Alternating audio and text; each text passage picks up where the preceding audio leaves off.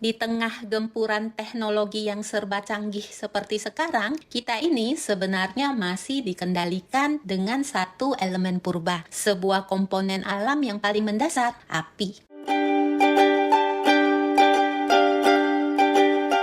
Kita sekarang sudah dikelilingi oleh peralatan listrik. Mau memanaskan makanan, tinggal pencet microwave, dalam hitungan detik langsung kelar. Atau mau memasak nasi, tinggal beras dimasukkan ke rice cooker, nanti alatnya bisa berhenti sendiri. Tapi entah kenapa, secara naluri, kita selalu ditarik kembali ke pesona api terbuka. Kok bisa ya? Buat menemukan jawabannya, kita perlu memutar waktu jauh ke belakang. Salah satu contoh yang sering disebut berada pada ranah mitologi Yunani. Sekitar tahun 700 sebelum Masehi, sebuah mitos yang ditulis oleh Hesiod menceritakan bagaimana Prometheus nekat mencuri api dari para dewa untuk diberikan kepada manusia. Walaupun cuma legenda, kisah ini menunjukkan hal penting bahwa sejak zaman kuno, api sudah dianggap sebagai simbol berkekuatan besar. Dan jika kita mundur lagi ke zaman purbakala, dari yang awalnya api hanya dipakai untuk bertahan hidup, buat mengusir binatang buas di gelapnya malam, perlahan mereka mulai memakainya untuk memasak. Lalu, melihat tanah liat yang terbakar bisa mengeras, mereka membentuknya jadi gerabah, hingga berhasil melelehkan logam untuk membuat berbagai peralatan. Tapi semua itu tidak terjadi secara instan. Ingat ya, zaman dulu belum ada tombol pemantik. Leluhur kita harus benar-benar bersusah payah demi mendapatkan titik api. Ada yang memukul batu berulang-ulang demi memancing percikan, ada pula yang menggesek kayu hingga tangannya pegal. Mereka juga harus mengumpulkan ranting, memotong kayu, lalu mengeringkannya supaya lebih mudah menyala. Dan yang paling menantang, menempatkan kayu itu dengan posisi yang pas di dalam tungku supaya nyalanya awet, tidak mati tertiup angin, tapi juga tidak kebesaran hingga membakar sekelilingnya. Kebutuhan untuk menjaga api tetap hidup inilah yang diam-diam jadi momen pertama orang zaman dulu untuk belajar bekerja sama. Seiring waktu, hubungan leluhur kita dengan api pun berkembang jauh. Tungku api mulai menjadi pusat kehidupan rumah tangga berbagai peradaban. Di rumah-rumah tua Eropa berabad-abad lalu misalnya, saat musim dingin berlangsung, orang-orang biasanya meletakkan panci makanan di dekat perapian selama berjam-jam sambil mereka mengerjakan hal lain. Tradisi yang sama juga terjadi di dapur Nusantara kita. Dalam banyak masakan rumahan, kaldu atau gulai dibiarkan digodok lama di atas tungku api. Dengan nyala api yang tidak terlalu besar, ini memberi waktu agar masakan berbumbu meresap sempurna dan menghasilkan rasa yang otentik.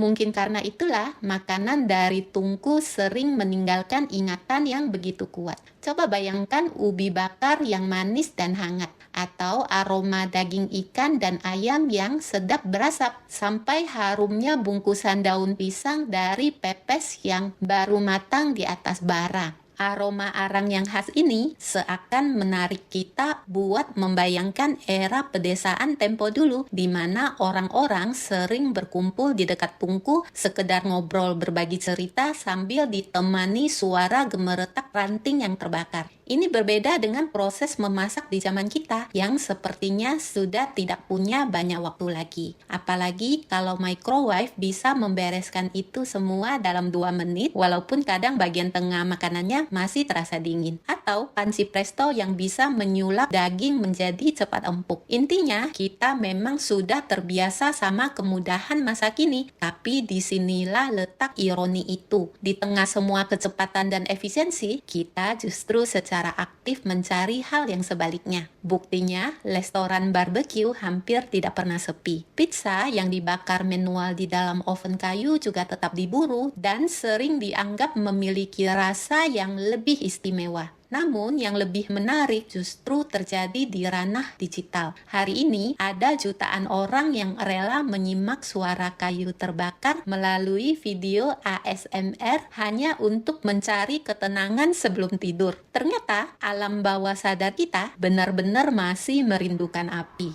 Kerinduan purba ini biasanya menemukan puncaknya di momen-momen tertentu, salah satunya setelah Idul Adha. Saat itu, wangi sedap daging bakar rasanya susul menyusul terbawa angin dari satu rumah ke rumah lainnya, dari satu kampung ke kampung lainnya. Ibu-ibu asik bergotong royong menusuk daging sate, para remaja putri pun ikut belajar. Sementara bapak-bapak dan kaum pria membantu pekerjaan yang lebih memerlukan tenaga. Setelah itu, mereka saling berbagi makanan, bersyukur melewati sebuah perayaan, dan perut pun kenyang. Tungku api yang mungkin sekarang bentuknya berupa pemanggang sederhana dari bahan seng, kembali menjadi pusat interaksi sosial. Ini membuktikan meskipun zaman sudah melesat jauh dengan segala teknologi canggihnya, tradisi kumpul-kumpul di sekitar bara api tetap hidup. Sejarah tungku api ini bukan sekadar soal teknik atau bagaimana cara memasak. Meskipun ceritanya juga berevolusi, daya tariknya tetap sama. Ia membentuk identitas budaya yang secara kuat menyatukan berbagai bangsa. Sekarang yang jadi pertanyaan, di sekitar bara api atau peralatan canggih memasak kita, tradisi baru apa yang bakal kita ciptakan selanjutnya?